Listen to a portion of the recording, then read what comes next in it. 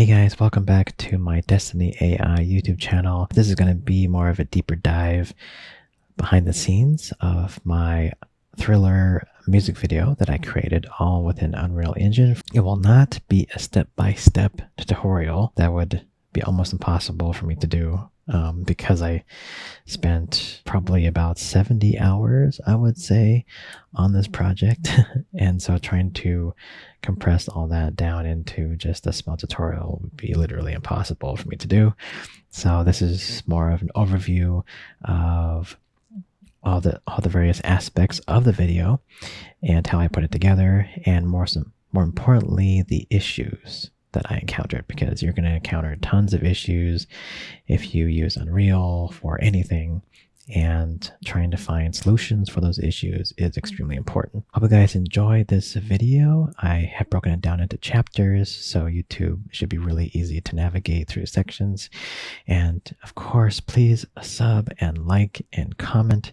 If you have any questions about anything, I will try to answer them the best, the best that I can. All right, guys, hope you enjoyed this video, and let's get to it. So when I was thinking about what kind of video that I wanted to actually make, I really had no idea until I went to Mixamo. And this is a free 3D asset site from Adobe. So you just need Adobe login, which is free, and then you can access the site. And they offer 3D models here that you can download for free and use in your projects.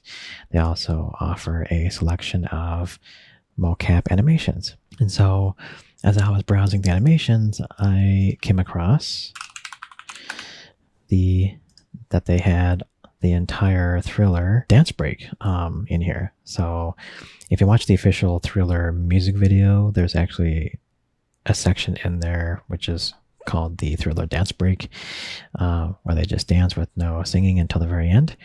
And this is that section. So they have all of the dance cut up here into 5 pieces.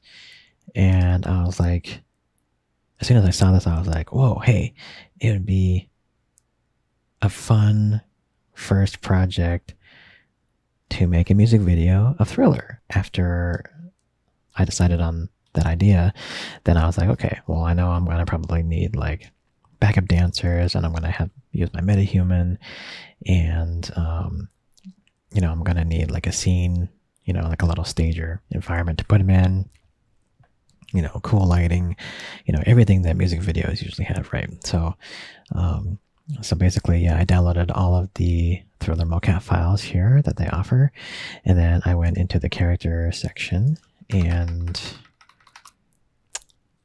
chose some characters to put into the scene. Just a few things that I did encounter when using Mixamo was that some characters didn't import correctly into Unreal Engine. So you may encounter that. Like I was going to use this one female character, and I think she has like a sword or something, some accessory, actually, here you go. I was going to use this worker guy.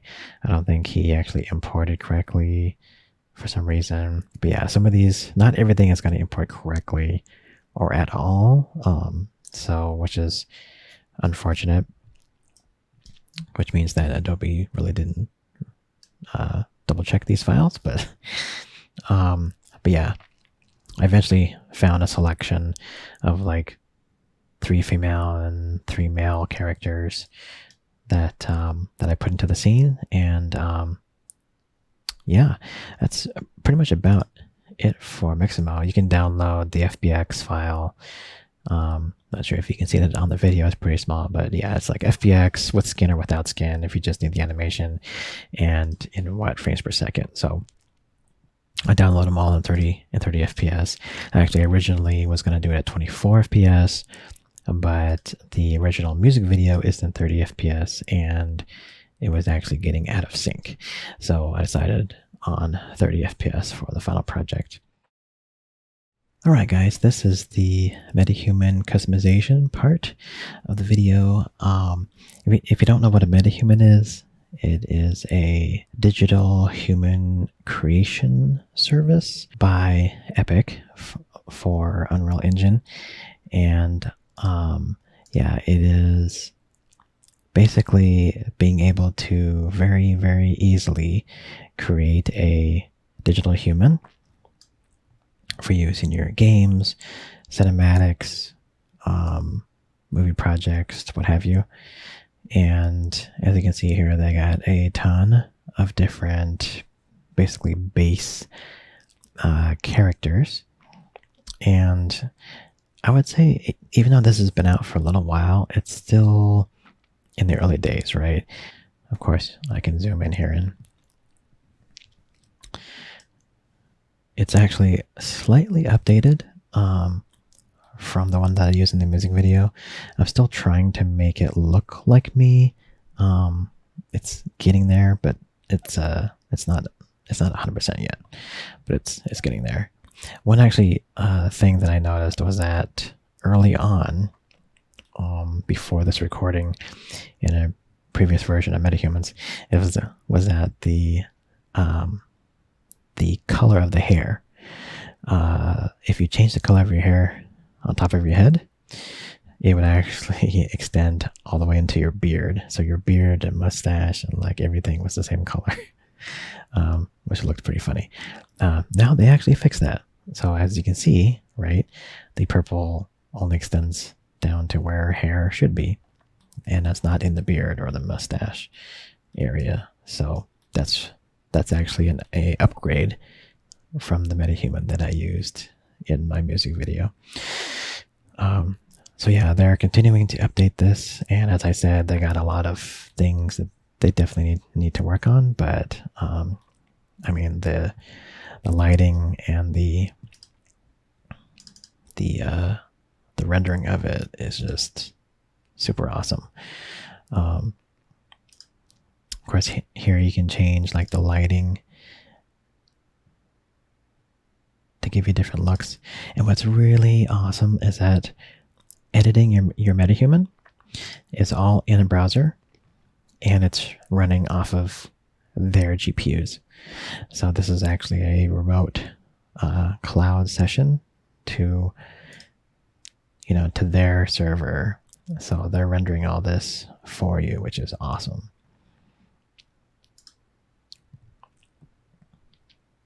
So yeah, from here, I just exported it into Unreal Engine, and then I added a couple accessories like my glasses, and I also edited the shirt. And so I will show you the program that I used for that. This is called Quixel Mixer, and this is a program you can also get for free. It's related to the Unreal Engine and MetaHumans and all that stuff. And I was able to bring in the sweater. This was actually a sweater that my MetaHuman was wearing. And I was able to easily change the material, which in this case I actually chose painted iron to give it a metallic look. And then I added these paint layers here to add the black stripes, like the Michael Jackson jacket. So as you can see here, these are all the black stripes that I actually hand painted in, and it was actually not hard at all. Very, very easy. And then you can also look at a 2D view of the actual texture, and you can, I had to like erase the line where it like overlaps, some other parts of the shirt. So again, super easy to do. If you use Photoshop at all, it's almost exactly like that. So there is actually a YouTube video that I learned how to do this from. And so I will be actually linking that video in the description below on how to be able to edit a MetaHuman shirt or like repaint it. Because actually changing out the shirt for, say, like a jacket or some other piece of clothing is way harder to do, because you're going to have to like bring it into Blender or some other 3D program and then do the weight painting. And if you have heard that term or know anything about weight painting, you know how much of a process it is. So this was a very quick and easy way to change the color and do a little bit of customization of what I wanted on there for the video. All right, so in this section of the video, I'm going to be talking about how I imported my Mixamo characters and animation into Unreal. Again, this isn't going to be like a step-by-step. It's going to be just a general overview and recommendation. The problem is that, so in Unreal Engine, right, there's a UE4 mannequin with the proper bone structure and everything inside of UE4. But those bones, right, don't line up properly with the skeleton inside of the Mixamo character. So you need some way to convert the Mixamo animation skeleton and like the bones to match, or to like somehow match the UE4 skeleton. So you need a converter. Now, I tried a few different ways to do this, and the first one that I tried to do was using this converter. It's just called Mixamo Converter. I'll put a link to it in the description. But basically, you install this into Blender, and yep, here's Blender here. And so after you get it installed, right, it's over here on the side, and you can see this is basically going to convert your FBX animation to one that matches the Unreal Engine 4 skeleton. It's something to do with like the root bone. There's basically, if I remember right, there's no root bone in the Mixamo skeleton, for one, and that's like a big deal because there is a root bone in Unreal Engine. So it does like all this conversion, and I tried that out first with like mixed results. I wasn't too happy with it. I kept on looking around, and I found this other program. It's also called Mixamo Converter, but I'll also provide a link to this one. And so this converter is one that I used for the thriller animation. And the main difference that I found was that it actually able to process ToeFlex. So that's what I'm calling it, ToeFlex. So as you can see here, right, on my character, and on all of the other characters, they bend, the end of their toes up, right? And using the Blender converter in the beginning, it would not convert that part. It wouldn't allow me to do that. So basically the foot would stay like straight like this and it would go like through the floor. But using this converter here, it somehow made it so that it would do the toe flex and like some other things properly. So I was like super happy to be able to find that other converter. They have a tutorial on how to use it. I will link it in the description. So definitely I would recommend, if you want to bring over an animation from Mixamo into Unreal, to use this converter. And yeah, it fixed like so many problems I had with the other converter. It was just, yeah, not even funny. So yeah, I definitely recommend this other one. And again, I'll link it in the description below. And yeah, pretty much that was the main problem, was how to convert the Mixamo animations right to the UE4 skeleton. And then from there, after you get it converted that way, then you can go ahead and convert it from the UE4 skeleton to the MetaHuman one, which is pretty much a non-issue. You may have some minor issues, but it was pretty much easy going after this first step. So in this section, I'm going to be talking about the environment and a basic overview of the effects that I used in the environment for the music video. I got this one off the Unreal, the Epic Marketplace, and this one actually has a lot of really cool stages that I really had a hard time deciding which one I really wanted to use. The only downside really to this particular offering was that all of the lights were baked into the texture. So even if I, like, say, turn off the actual light source, and the neon light source, the light itself would remain. So that's the only downside, because I actually really wanted to have like the lights flickering or like doing a cool animation, and I wasn't easily be able to do that. So that was the only downside of this, but you know, what can you do? But anyway, I chose one of those, and then I brought it into Unreal.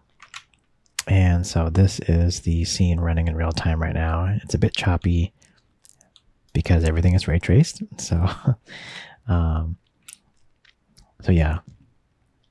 One big change to the scene that I made was to the material, to make it highly reflective. And that was basically done by changing the roughness in the material, which is actually really cool. Let me see if I can show you that here. So here's the material. So changing this value here, rough. This is rough. Changing that would change the reflectiveness of this material. A good value that I chose for the roughness. You can get pretty extreme with it, but there's definitely a lot of gotchas when using roughness. One of them I think that I encountered was that with certain values, if you have a light source, so I have light sources in my scene, and the light sources would actually reflect in the reflection, and there's no way to turn that off, like to make it invisible to the to the reflection, because I definitely did not want to have to see my light sources in the ground. So I had to really kind of like tweak the setting to make that happen, to make that not happen, I guess. And that actually took a long time to do. But that's pretty much all the tweaking I did to the material and the actual mesh of the environment. And then of course I added ray traced shadows and ray traced reflections, which you can obviously see here. So very accurate reflections on all of the dancers. feet here, reflections of the reflections, and also the particle system. The particle system also has ray traced reflections, which was actually another setting that you actually have to turn on so you can see each particle has its own reflection. There's an interesting bug, I guess, here that I did not fix, was that you see the particles going into the ground and you can still see them. So watch that. It hits the ground. These are hitting the ground, but you can still see them after they hit the ground. That was a byproduct of turning on ray traced reflections. For the particles themselves, I don't know how to fix that yet, and I left it in. It wasn't a big deal to me. And I also have volumetric fog, which it looks like the neon lights are actually causing the fog, but no, they are not. I have two big lights. So if you watch my other video, the scene walkthrough video, I kind of talk about this as well, but I have two huge rectangular lights. See, it goes all the way down the entire environment. But yeah, the left one is pink and the right one is blue, to be able to not only light up the environment with the volumetric fog, but also to light up, more importantly, my backup dancers in the background. You can see the blue light on those characters and the pink light hitting these characters on that side. And then for me, it kind of like splits down the middle. So you can see, especially in the hair, right, how it's like blue on one side, pink on the other. The shadow actually looks better in the render in the final video, so it's not this harsh. And there's also a setting for that, so you can make the shadows less harsh. I have a couple other lights in the scene as well. As you can see here, some lights are to light up the thriller text that I have in the beginning of the video. Again, the other video that I have of the scene walkthrough talks about that. And yeah, just adding a couple more light sources here in the back for when they walk up closer, because it was a little bit dark, you know, in some sections. Oh, and then lastly, the particle system here. This is being generated by the Niagara system. And Niagara is a system inside of Unreal that generates particles and I think it can do like water and smoke and all that stuff. So I had to make an emitter for that to tell the system the behavior, like how are the particles born, when did they die, how do they move, what do they look like, how many are spawning at the same time. I have tons of particles here. So if you look here, I have this square right here. I'll move it to the side. You can see it. So I have this particle emitter right here, and I just copied it all the way up and down the scene. I don't know how many are spawning, but it is quite a lot. So, and again, I also enabled ray trace reflections on those, which you can turn off as well, but it was a last minute kind of like change that I added just to give it just that little tiny extra visual awesomeness. And so another little tidbit is that the machine I'm running on right now has a 3090 graphics card in it. The number one heaviest graphical effect in this scene is the volumetric fog. One would think, oh, maybe it's the anti-aliasing or it's the particles. No, that's not it. The heaviest thing here is the actual fog, which I found quite interesting. So I'm not sure if you can see this in the video, but I just turned on my FPS. I can show you. I'm getting 11 FPS. Here are my current settings, which actually it looks like you can't see on video. So that kind of sucks. I'm actually clicking on my quality settings here. Yeah, you can't see it in the video, but I will show you. I'm getting 11 FPS. I will turn up I'll turn down the effects section, which you can see here already. Now I'm getting 20 FPS, like way smoother. So just that one change of making the volumetric fog better, yeah, I lose almost half my frames with this. So quite interesting, I thought.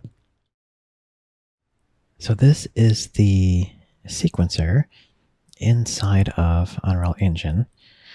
And basically, when you want to make a cinematic, right, you need to make a new sequence. So basically, you can go to cinematics here. There's a little window that appears, but you can't see it in the recording here, and it says add level sequence. So we added the level sequence, and then in here, you can bring in your various objects that you have in the scene, and especially if you need to keyframe anything or have things change in the scene, you got to have it in sequencer. So if you can think of it as video editing, right? If you have edited video at all in your life, you got to have all your assets in your timeline to be able to have them in your final video and to do various things with them, like add keyframes to effects and stuff like that. It's pretty much the same thing here, right? I have my characters, right? Here's a doctor and the alien and like the other characters here, the dancers. And then I have some of my lights in here too that I have keyframed to do different things at a certain time. Yeah, so and then I got my thriller text here. And then I have the retro camera. So from here, if you take a look, it's really cool because you can actually see the track of where the camera moves throughout the video. So that's really cool. And yeah, so you can edit your keyframes, you can edit right, the animation values of these keys as well. One thing that I tried to do was, because I have 6 backup dancers and myself, but I only had like one motion capture file that's exactly the same, right? And so this is really kind of like a subliminal effect, but I offset the animation for all the characters by like 1 frame, like 1 or 2 frames, so that they're not all starting at exactly the same time. So to your eye, it may look like It may look like maybe they're in sync, or it may just look normal to you, but yeah, to give it that kind of randomness, because if you have 7 total dancers in a scene, they're not all going to be super exact. And if I had more time, I probably would have researched more into making it more realistic, right? By altering the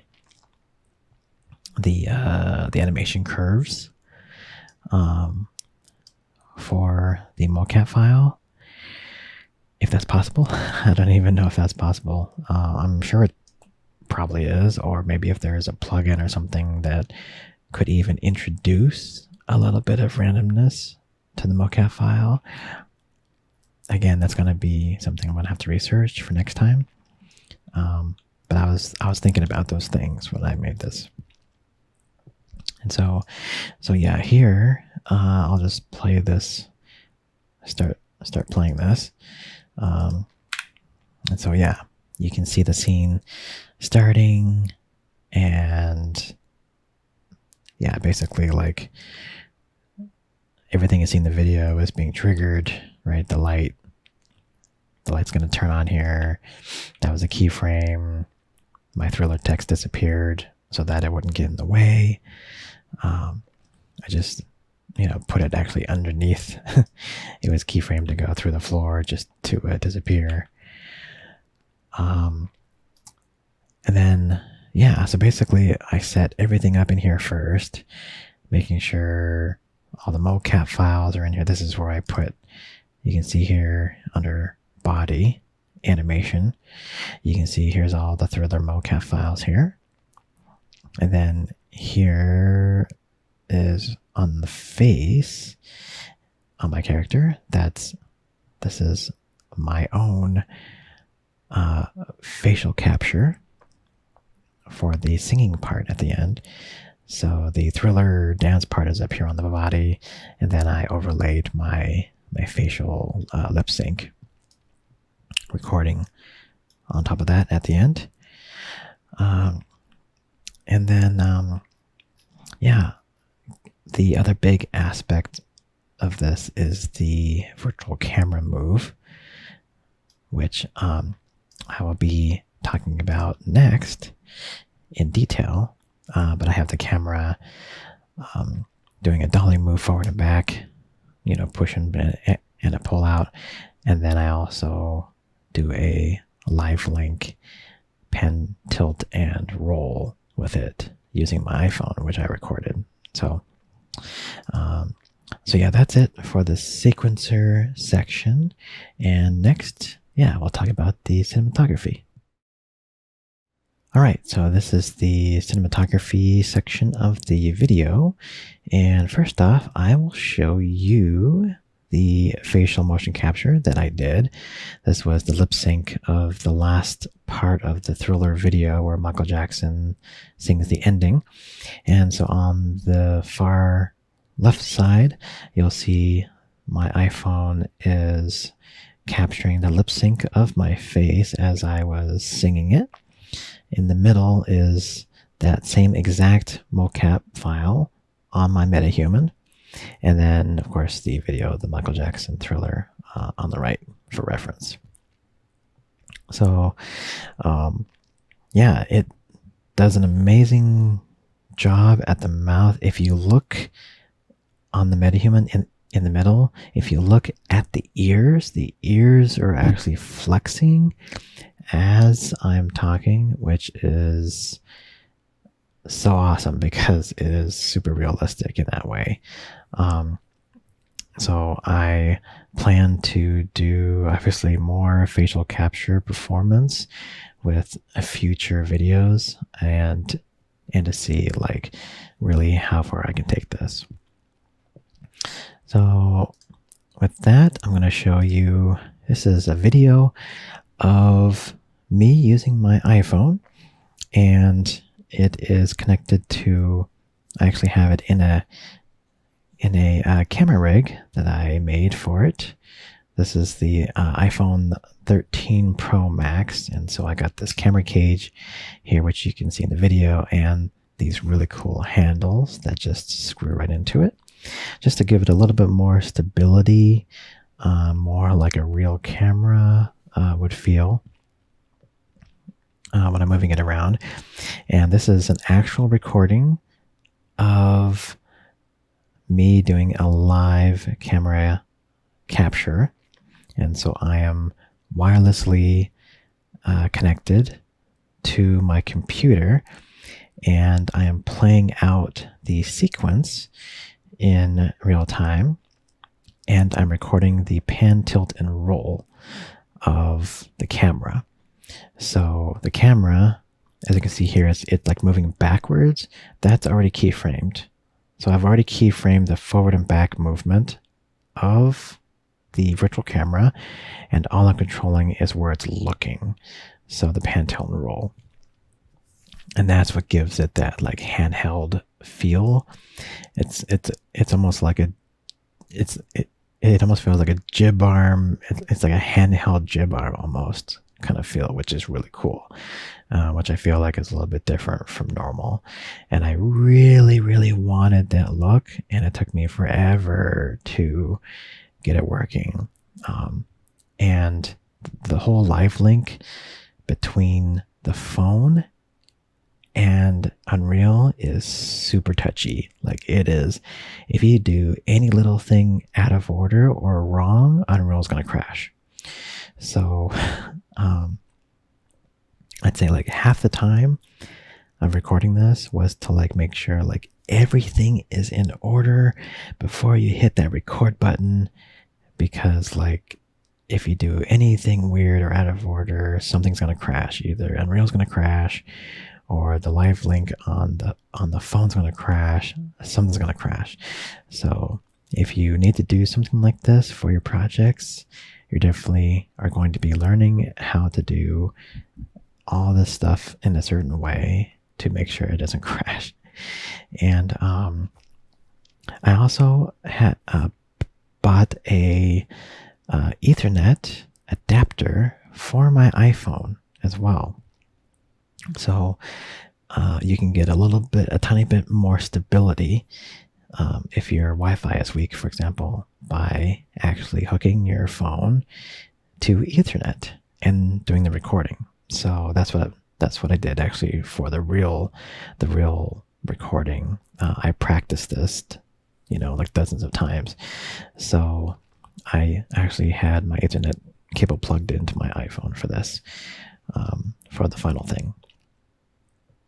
Okay, so back in Unreal Engine, so I will play the take for you. I believe it's take 75.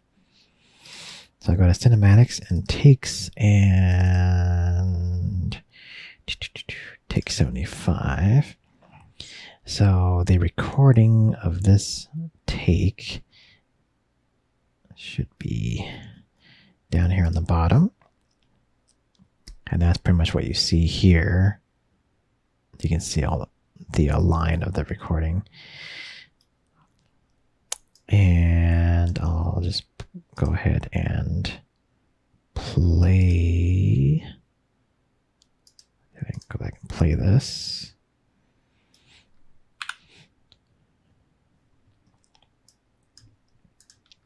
Okay, there we go. And I also have to turn off. There's like two cameras now. I gotta turn off the other camera in the scene. There we go. So now you can see. Let me get close here and you'll be able to see it.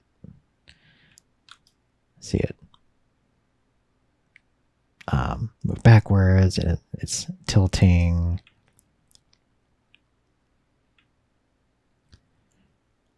Let me get over on this side.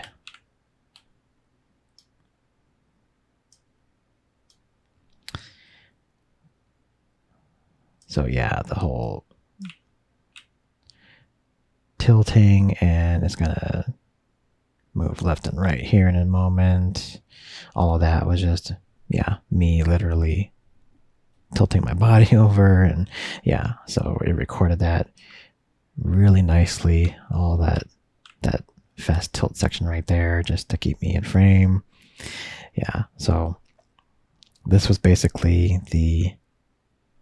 my envisioned look for the camera, was to be a handheld cam, but also have that dolly kind of like move as we push in and pull out, right? So I thought it looked really awesome. I was like super happy with it, as I mentioned earlier. And yeah, actually afterwards, after I recorded this, I thought that I couldn't go back and re-edit, because after you do this recording, it becomes read only.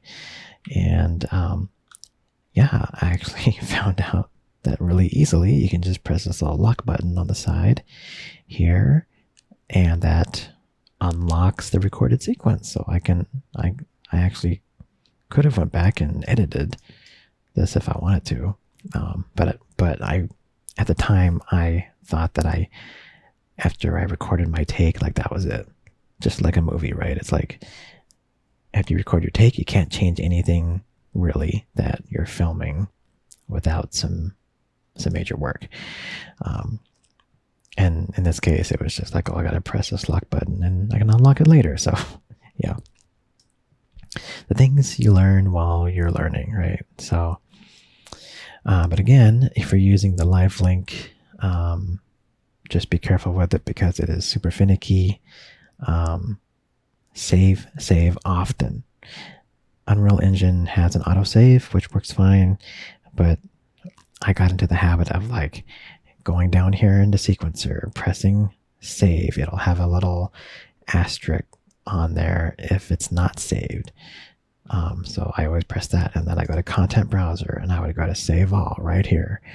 Just any little thing I would just manually ended up saving like multiple times. Let's see. I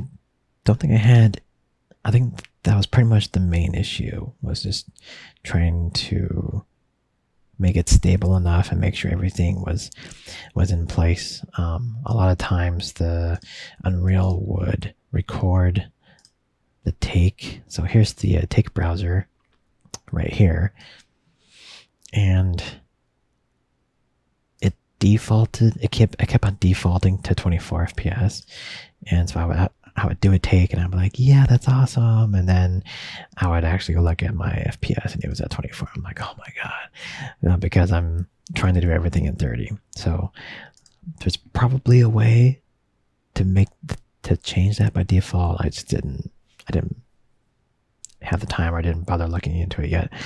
But it's like little gotchas, in like all these different things that you have to learn, and then just make sure you double check your settings, and then it's like, okay, record, right? Yeah, pretty much after I finished that, I exported the entire scene, I rendered it out, and then I brought it into Adobe Premiere, which is where I edit like all my stuff, and just kind of like tweaked it a bit in there.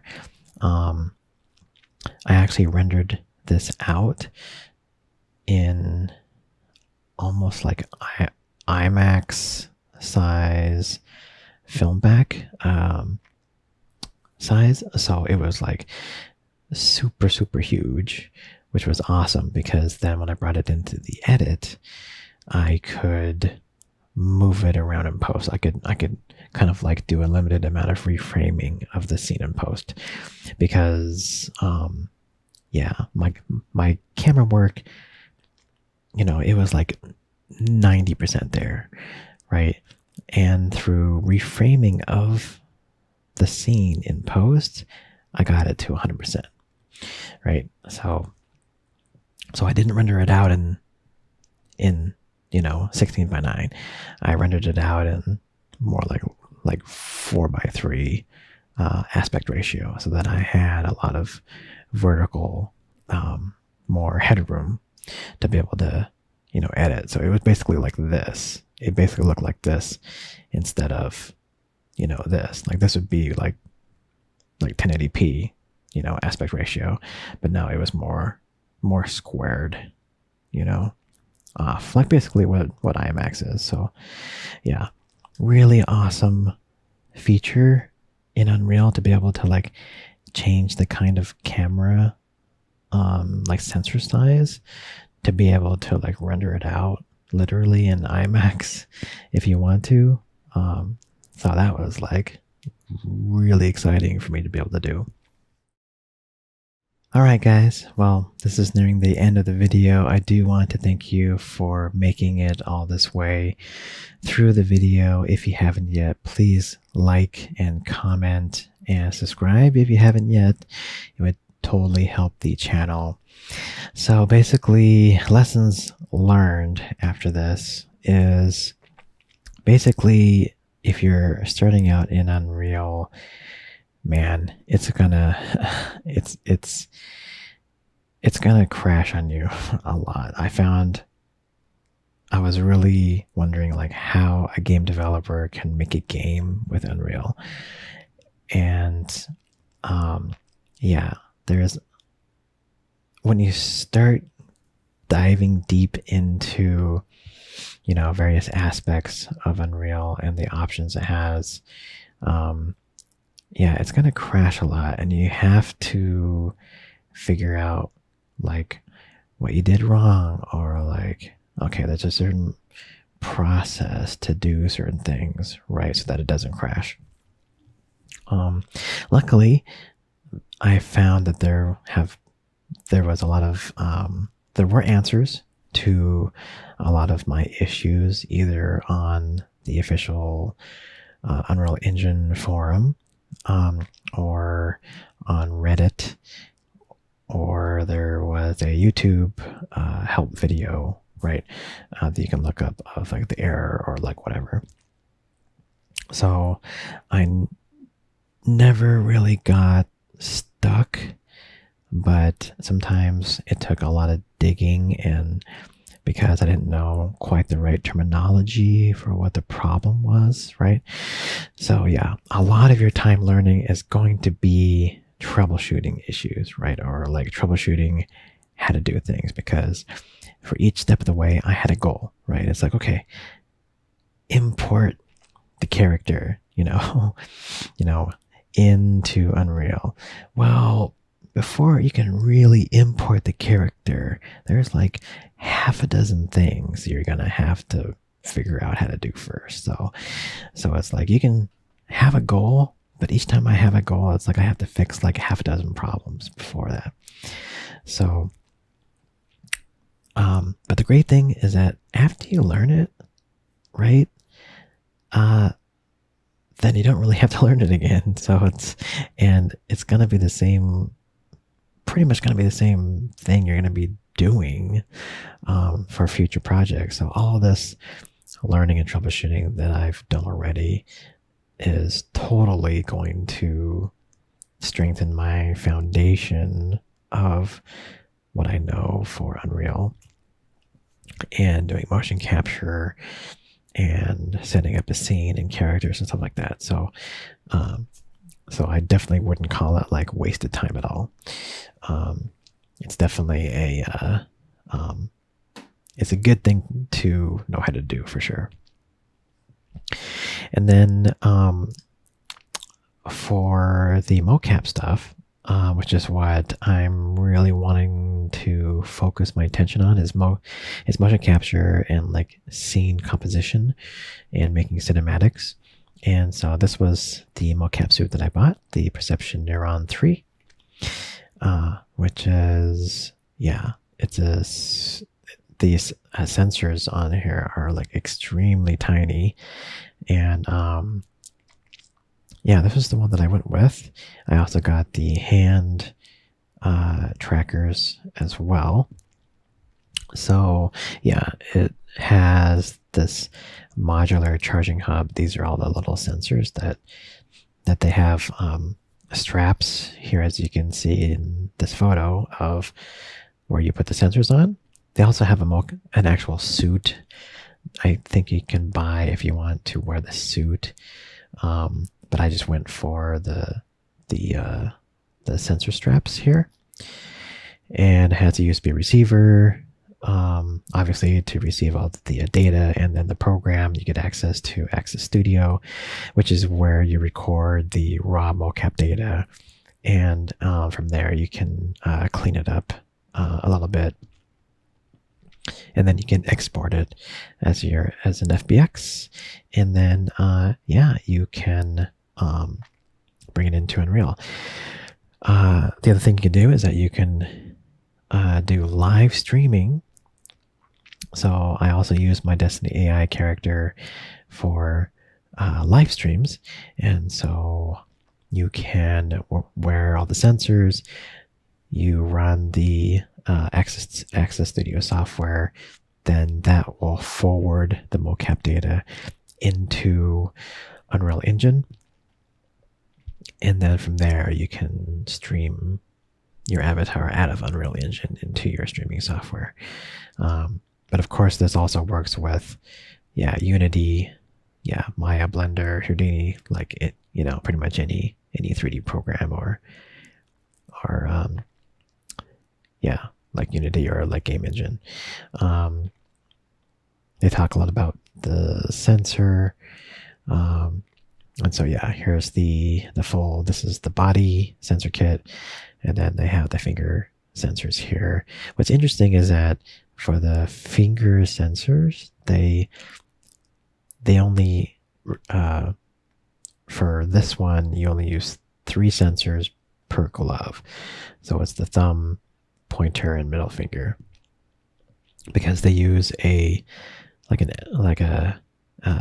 AI algorithm or something to kind of like know if your pinky and like your other finger are open or closed, right? You don't really use this finger for like anything.